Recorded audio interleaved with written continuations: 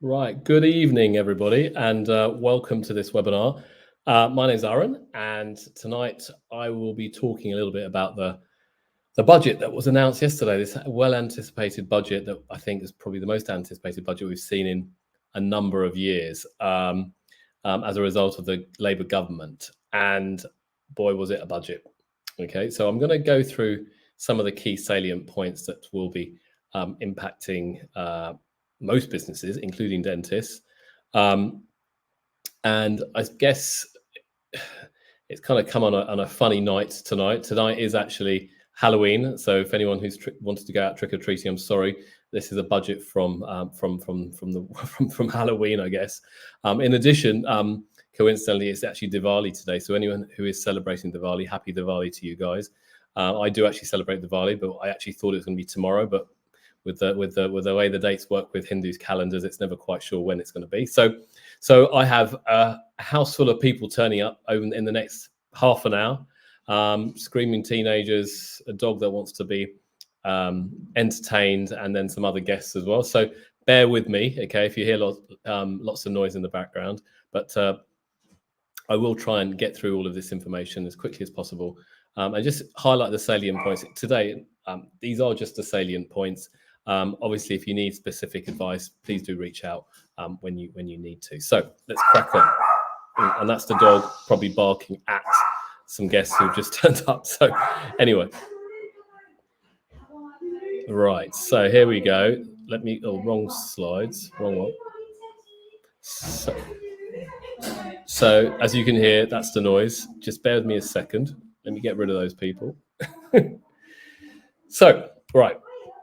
For those of you who don't know me, I've been in the dental game for almost over 20 years, 22 years. I'm the owner and CEO of Samera and CEO of Samera Global as well, which is an accounting offshoring firm which helps other accountancy firms.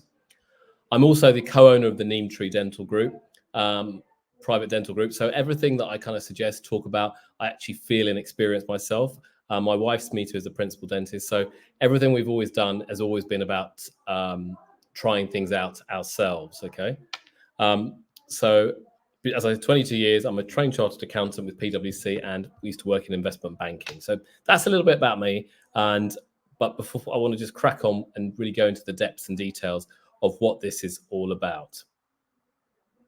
So what were the major changes that were announced? So employers' national insurance was one major change, which I'll come on to in a minute. CGT, capital gains tax, which will impact anyone who's looking to sell their clinic or sell any assets.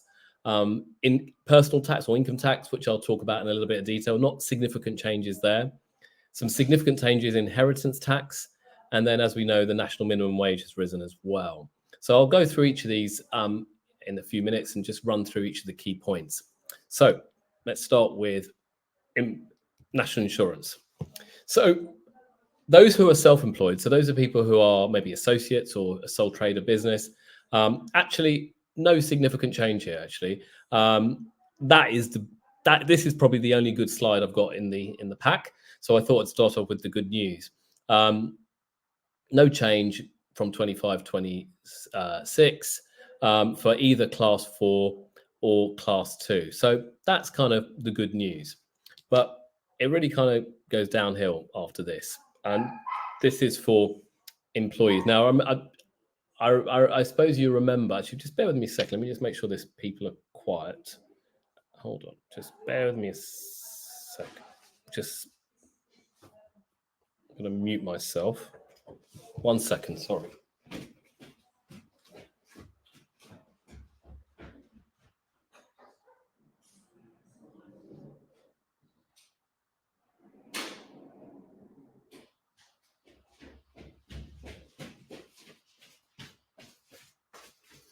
Apologies about that. I think everyone's getting too excited. It's Diwali and wanting to eat laddus and everything. So for employees, this was a big issue before the budget. It was announced that there was going to be no impact on working people. And I guess that's the case here for employees. The lower earnings limit for national insurance for employees has not changed. Neither has the upper earnings limit. So there's no change effectively for anyone who's employed. The sting in the tail really comes for employers. And what we've seen is a massive change, okay? So the threshold previously for employers was £9,100, and that's for this year. But going forward for 25, 26, it'll be 5,000. So previously you wouldn't pay any national insurance if you were earning below 9,100. But going forward, if it's over 5,000, now you'll start paying national insurance. And it won't be at 13.8%, it'll be at 15%. So that's a big rise, okay? 1.2% in real terms. However, I guess the only positive here in that respect is they've increased the, you can't really see that properly, but the employment allowance is increased from 5,000 to 10,500. Now, what we've seen is the thresholds were frozen until 2028, but now, not beyond this time. After 2028, they'll be increased by inflation. The plan by the government is for them not to increase taxes on working people. And then employers' national insurance. I suppose the good thing that didn't happen, they didn't announce any employers' national insurance on pension contributions. So if you have a company and you're paying into a pension, say of your own pension, before you don't, even now, okay, and even going forward, there's not going to be a national insurance contribution on that, which is actually probably a good way of taking money out and topping up your pension if you're thinking about these things. Now, the net effect of all of these things, and there's various calculations out there, but roughly for someone that it's going to be about anything between £600 and £900 per person additional charge of national insurance if you're an employer. Now, this will vary depending on how many employees you've got, the salaries that you pay them, but ballpark between the £600 and £900 per person. So not good, okay? Now, what may come out of this is that people might start thinking, well, I'm going to pay my staff through various salary sacrifice schemes, which may be possible, and we can look at that at another date. But that means they may not attract national insurance, such as pensions, for example. So an employee, you might say, I'm going to pay them more pension, pay a larger contribution to their pension, not give them a pay rise, and therefore they'll benefit and you'll benefit as well by not having to pay such high national insurance. But all of these things are open to discussion, open to kind of interpretation. So national insurance, not good for employers. In addition, which was probably announced just before the budget, I think the day before, we've seen a rise in the national minimum wage. Okay, so for apprentices, from April, it'll go up by £7.55 and under 18s to £7.55. 18 to 20-year-olds up from £8.60 to £10, and 21 and over to £12.21 from £11.44. Now, those are the increases. Okay, now if you had someone on if someone is going to be on the national minimum wage from April 25 compared to April 24, obviously the salaries increased by 6.7%, as you can see on this table here.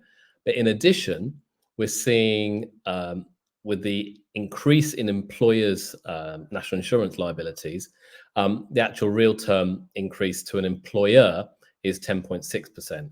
So you can see it's just about £2,400 increase in this instance for an employer, which is the double whammy of increasing the national minimum wage, but also increasing the employer's national insurance. So, of course, it's a good idea to increase national minimum wage. I guess everyone wants to earn more and do better, but couple that with the employer's national insurance for any company paying that, it's a sting. Okay, I appreciate that, and it's not a nice sting ultimately. So that's kind of national insurance. Before I talk about capital gains tax, so national insurance now, as I said, in summary, will be 15% pretty much going forward. And you just think about it, that's 15% of the salary that you're paying a team member once they're above the threshold of that £5,000. And that's a lot of money, okay? 15% is going to national insurance. And they say that's going to fund the NHS. Hopefully it will, and it'll do a good job. But me being a skeptic and perhaps me being a cynic, will they actually use that money effectively? That's the key question. Now, moving on to CGT. Right. So we have an annual exemption now of £3,000, but what we've seen now announced yesterday are some changes in the rates, okay, in the rate bands. So 10% it was prior to yesterday, okay, that the basic rate band for capital gains tax. Now that has risen to 18%. And going forward, it will be 18% for the basic rate tax band. Above the basic rate tax band, then you go to, it'll go from 20% to 24%.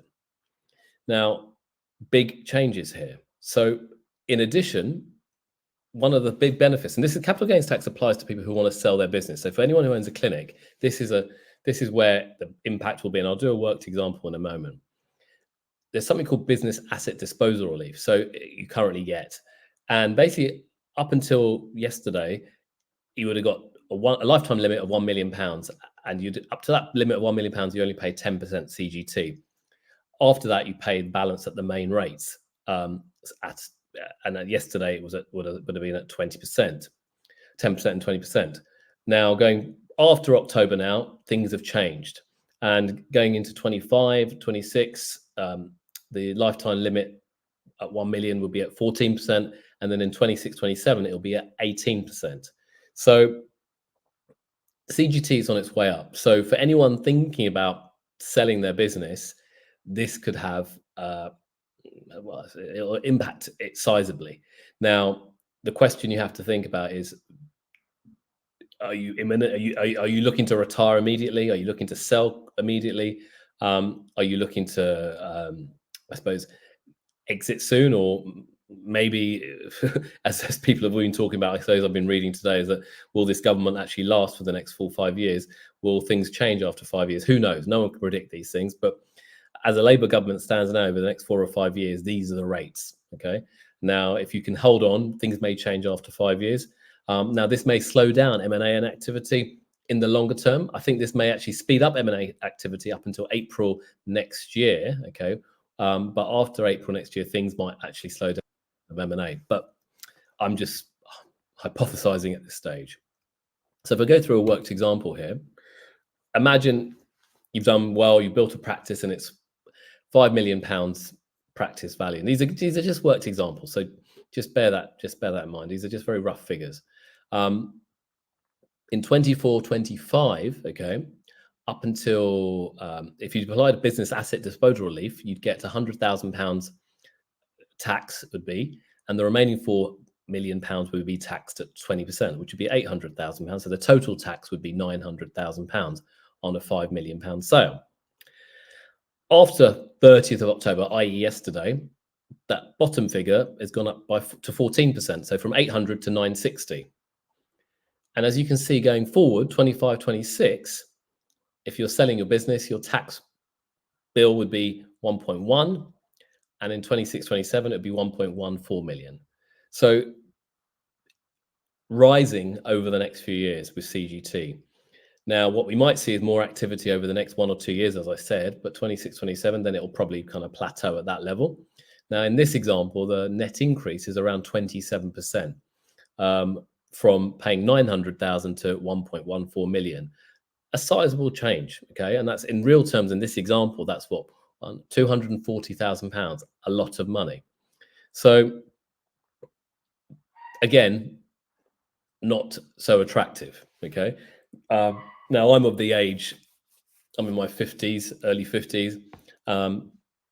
If I wanted to sell a business, it might be in these next 5 to 10 years. But I think with these capital gains tax rates, doesn't make it so attractive. So you might be thinking about, do I hold on now for a little while longer? I don't know. But this is the reality of the situation. CGT has gone up. Then, right, inheritance tax, next tax, plowing through these. No changes to the tax rates, which I guess is good news. So that still remains at 40%. No change to nil rate band at 325 for an individual, and another £175,000 on top of that if you have a permanent a residence as part of it, and you're going to give that to your children or your grandchildren.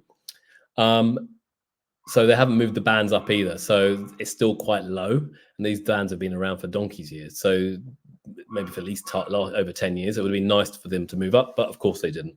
They want money.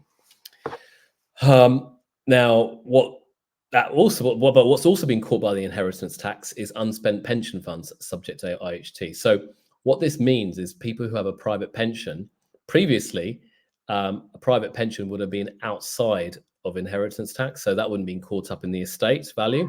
Now it's going to be inside the pension.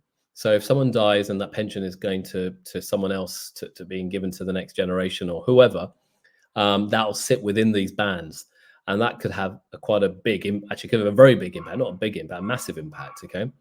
And now that's effective from April 27. But so the opportunities to plan for inheritance tax are increasingly limited. Potentially, the best way is by trying to give assets away over a period of time, and hopefully you survive those 7 years, and then your estate or your won't have to pay any inheritance tax. And that's something that you have to think about and plan this going forward effectively, and be smart about it. Obviously, if you've got assets, let's say you've got properties, you might want to give those away to, say, your children or grandchildren, but that may also trigger a capital gains tax, as we highlighted earlier. So gifting an asset to a child ultimately will mean capital gains tax will be charged, because the market value of the property would have to be used when working at those figures. Okay, so they're all coming into play. They all intermingle, all these taxes, unfortunately. So if they don't get you with one, they'll get you with another. In addition, something that if you're a business owner or own farms, and you never know, I do have some clients who are dentists who actually do have farms. There's also the business and agricultural asset relief, okay, that you get. Now, again, on inheritance tax, the first 100%, well, before it was always, the first million was 100% deductible, okay? Now going forward, after that 1 million, 50% of a deduction. So if you just look at this estate, I've just again shown these numbers here very roughly. If you had a business, and as part of that business, part of the estate business, the whole business was for sale, and that it's worth 5 million quid, and you claim £1 million of business asset disposal relief, the net effect in this example is tax at 40%, with a £400,000 inheritance tax bill. So again, high taxes. Now, one way to mitigate this is potentially to take out life insurance policies to cover any inheritance tax down the line.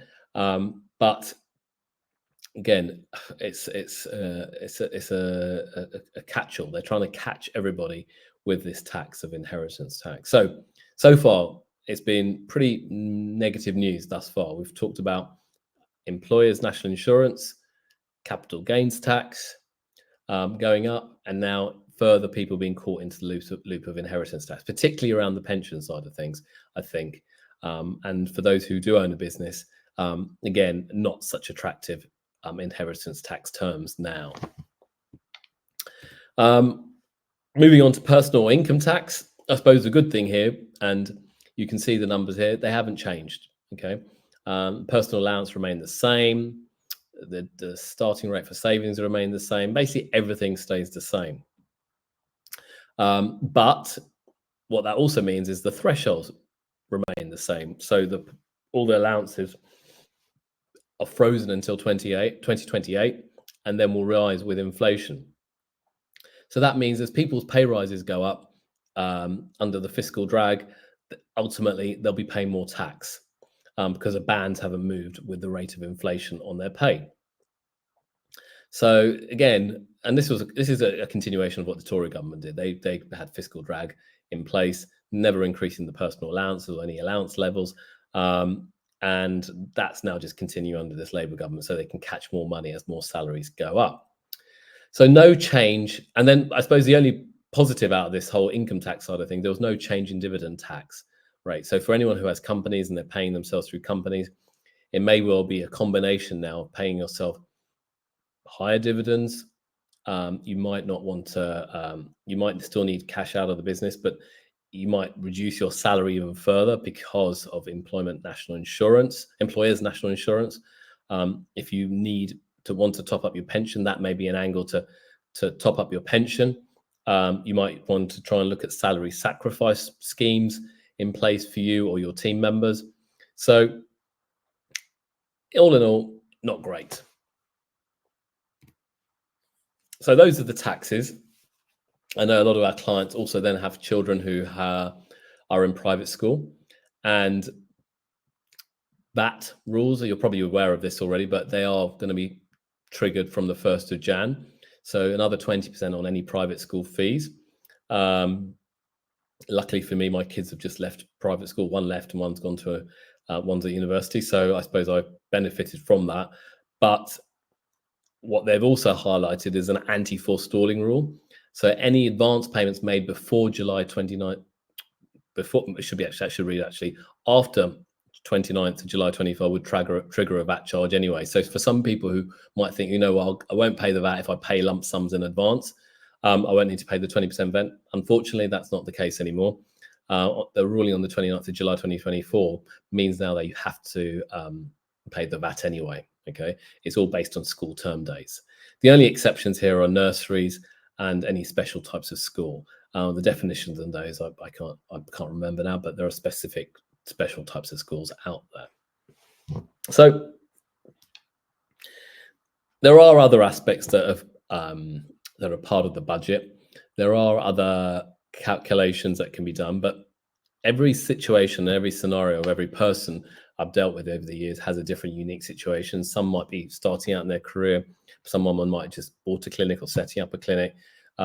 Someone might be looking to exit, okay? And someone might be looking, a family member who might be passing away, who has passed away. The tax seems to catch you at every level, okay? They always say, there's only two certainties in life, death and taxes, and this budget has certainly highlighted the taxes side of things. We've got this whole, from beginning to end, income tax because of fiscal drag in place, even though they didn't increase the rates, fiscal drag, that'll catch more people. Capital gains tax for anyone wanting to sell a business or sell an asset, higher capital gains tax rates. One of the things I haven't mentioned here, but I will mention, is stamp duty land tax rates have gone up as well as of yesterday for anyone wanted to buy a second home. From 3% it was before, now it's 5%, and that went on overnight. We've had the IHT, inheritance tax, gone up as well, with the change in rules, particularly around the pension side of things. And then finally, and probably the biggest one is that they're talking about is where they'll raise most money is from the employer's national insurance payments.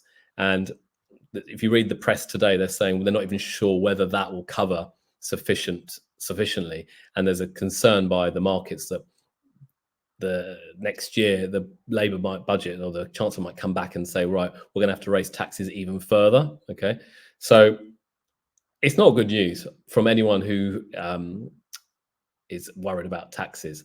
So there's a whole swathe of things happening here. In addition, those are the taxes. One of the things that probably wasn't announced in the budget, but if you look in the details of the reports out there, making tax digital has been confirmed that's going to happen, and that means for anyone earning over £50,000 per year from trading or property, they'll have to do quarterly reporting to HMRC and pay tax each quarter, and everything will need to be digital. So everything needs to be on some software. So things like Xero or QuickBooks, that type of thing, they'll be able to do it, and that's something we're pretty much geared up to do. But that's going to hit everyone who earns over £50,000 from any trading or property. So for instance, a dental associate, for instance, would be impacted by this example. And at some point in the future, the limited companies will happen. They'll have to be going down this route as well. So no clear guidance on this yet, but they've kind of reinforced the message that they're going to do it.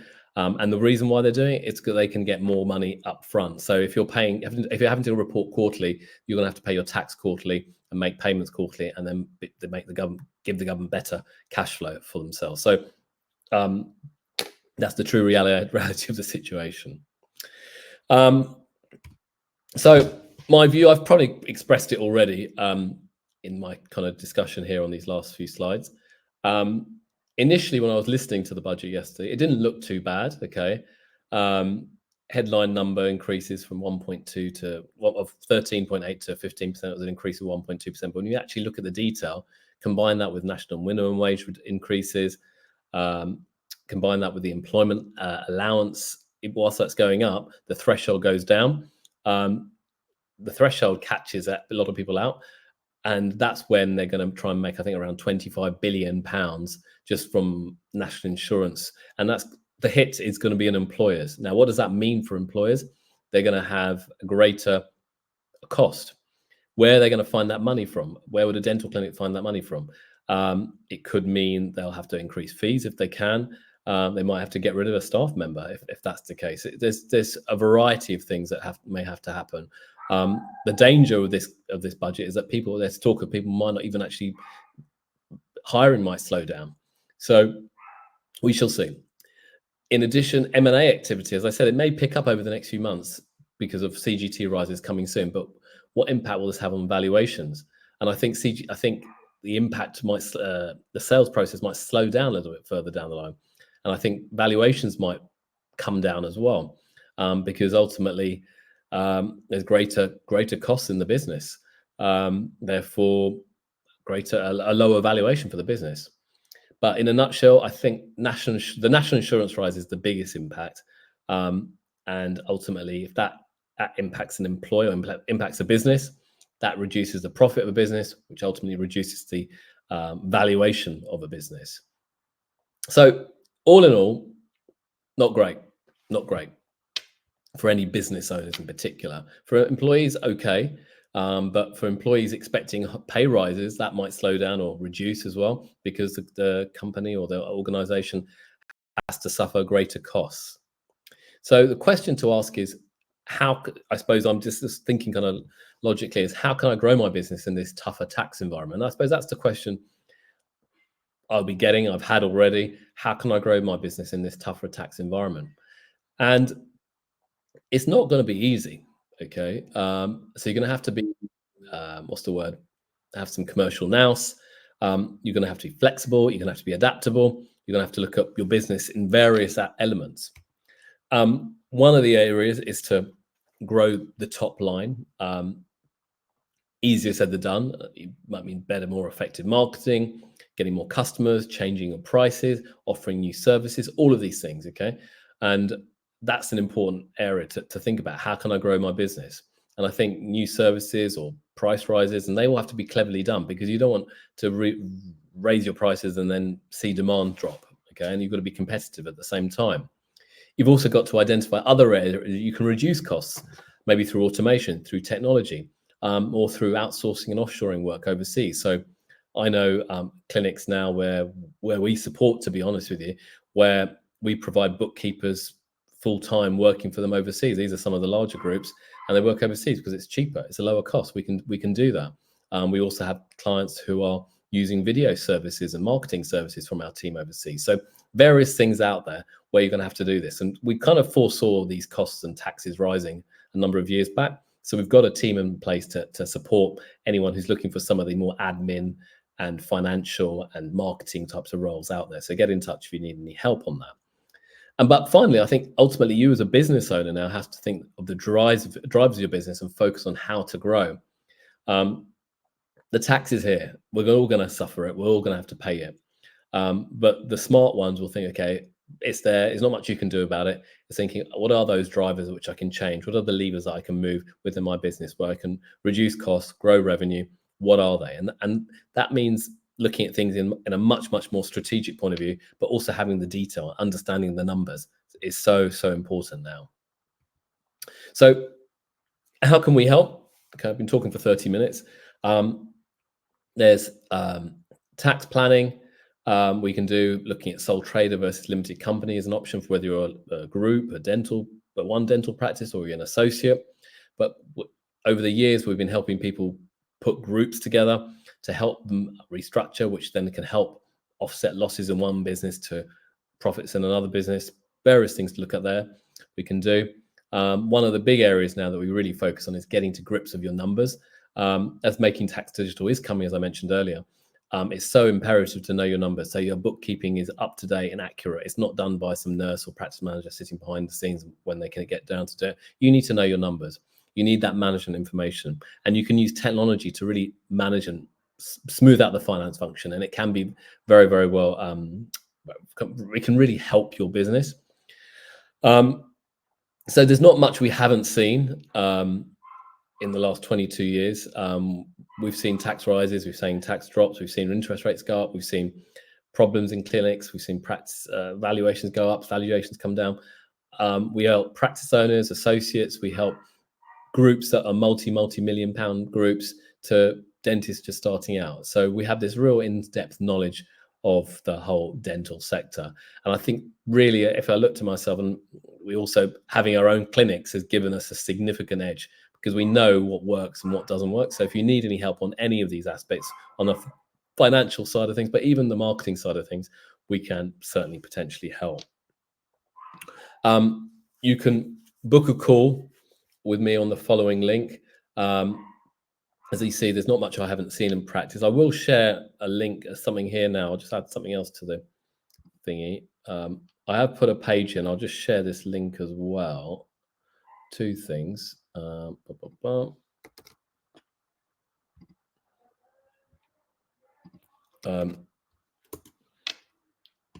a service that we're offering to dentists, okay, where effectively we basically run the whole finance function for clinics, okay. We provide advisors, dedicated team of experience, team of 3, bookkeeping, tax planning, tax projection, cash flow, financial statements, business advisory, personal tax, you name it, payroll, you name it, pensions, year-end accounts, KPI. We get it all. So we have the team now. We have a structure in place. You'll have a dedicated team of people specializing in their domain to help you understand your business and run a better business. So if that's of interest, please do get in touch. It'll vary from size of clinic, but that gives you an indication of a rough price. It might be slightly more, it might be slightly less, depending on the size of clinic or if you're a group or something. And then the other thing I want to share with you is, I do have another, I'll stop that one. I do have another link I just want to share with you, which is this one here. This is our learning center on our samera.co.uk website, and you can literally bear with me, I'm just trying to share it here as well. You can see we have so much information about accounts and tax stuff for associates, for practice owners. We're adding to this all the time. There's tax ideas, tax tips. There's a wealth of information on here. So I'd encourage you to go through it. Come back to us if you need any help. But in summary, I think it's a challenging tax environment. I think we kind of expected it to some extent with the way the government is and way the finances are of the country. But my message to everybody is don't kind of let it get you down. You may be starting out in your career, you may be running a clinic, might be running multiple clinics. Of course, there'll be costs, additional taxes and stuff like that. But don't put your head in the sand, okay? You can't control that now. The taxes have been put into place. You can't control that. And the opportunity to minimize tax is quite limited now, especially in this regime that we live in now. But you can still vary other things. You can change your marketing. You can get a new website. You can change your prices. You can do a variety of things and seek out help and advice. Myself, my team, we're all available to help. So if you need any support, please don't hesitate to get in touch with us. Okay. Dentistry is still a great career, a great industry. It just needs some support, and you just need to understand the numbers better. If you understand the numbers better, you can still do not just well, really, really well, and the tax consequences can be mitigated or reduced, I suppose, significantly if you understand your business better. If you've got any questions, please do fire away at the moment with me now if you want to. I'm not sure if anyone's got any questions. I appreciate it's a Thursday night. and it's Halloween, and I've got a Diwali guests turning up. Okay, there's a question here. Is there any truth to the rumors of public sector being exempt from national insurance increases? I haven't heard anything of that. Okay, pretty unlikely, because NHS practices ultimately will be they're private enterprises. So my guess is no. Okay, I haven't seen anything elsewhere, and I think they would have highlighted that yesterday. Like, for instance, the business rates, they highlighted yesterday that leisure and hospitality, they would have been exempt or reduced business rates. But nothing was mentioned for public sector, but I haven't heard anything as yet. So, but maybe we can look into that a little bit further. Any other questions out there whilst I've got you here today? No, doesn't look like it. So what I'll do, I'll leave you to it. Thank you so much, everybody. Have a lovely evening, and please do reach out to me if you need any help, and we will go from there. Thank you. All right. Good night.